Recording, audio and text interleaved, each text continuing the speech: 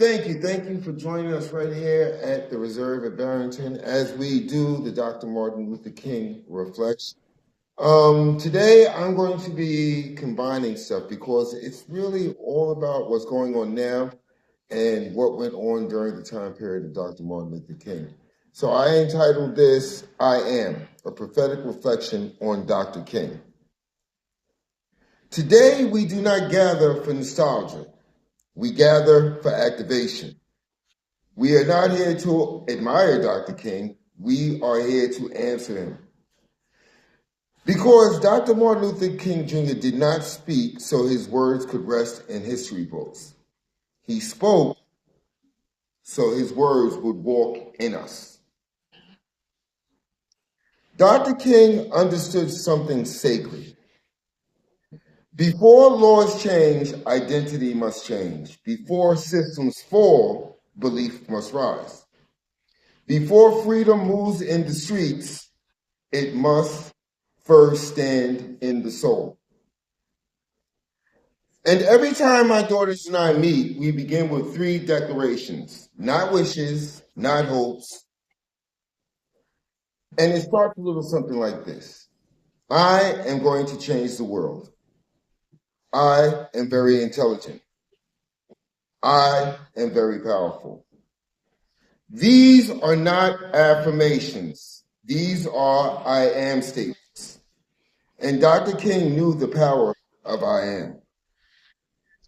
I am going to change the world. See, Dr. King was told to wait, to be patient, to be realistic. But, and this is a huge but, he said, I have a dream. Not a complaint, not a request, a dream.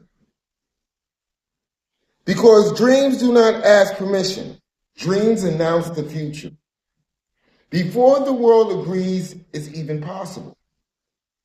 When my daughters say, I am going to change the world, they are declaring the same truth Dr. King declared, that injustice is not permanent, that oppression is not destiny, that the world is not finished yet.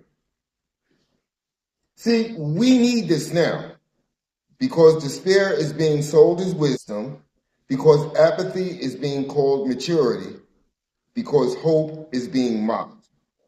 But Dr. King reminds us, change never starts with permission. It starts with conviction. I am very intelligent.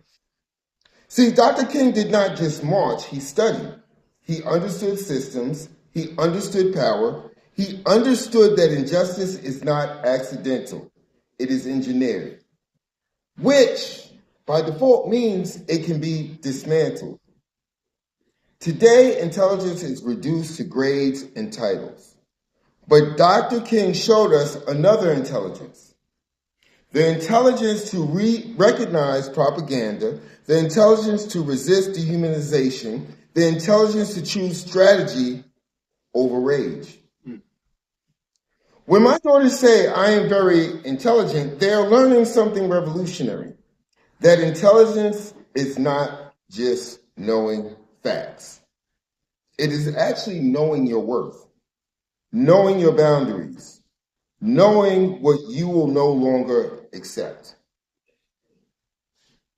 See, we need this now because confusion is profitable, because misinformation spreads fast, because a doubting mind is easy to control. See, Dr. King knew an awakened mind is a revolutionary act. I am very powerful. Dr. King was not powerful because he dominated. He was powerful because he refused to become what oppressed him. His power was disciplined. His power was moral. His power was rooted in love. Not passive love, dangerous love, strategic love, world-shaking love. When my daughters say I am very powerful, they're not being taught to harm. They're being taught not to shrink. not to apologize for their voice, not to dim their light, not to mistake gentleness for weakness.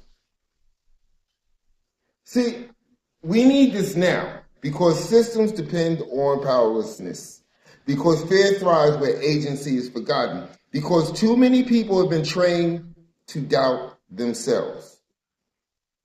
Dr. King proved power does not need to destroy to be effective. And many people say to themselves, why this matters right now? Dr. King warned us about the tranquilizing drug of gradualism. He warned us about silence. He warned us about waiting. And here we are in a time of division, in a time of distraction, in a time where truth is contested and courage is costly. So these affirmations are not cute, they are armor. I am going to change the world. Because despair is not an option. I am very intelligent. Because clarity is resistance.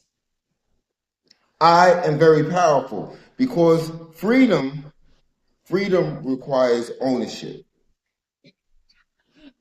Dr. King said everybody can be great because everybody can serve.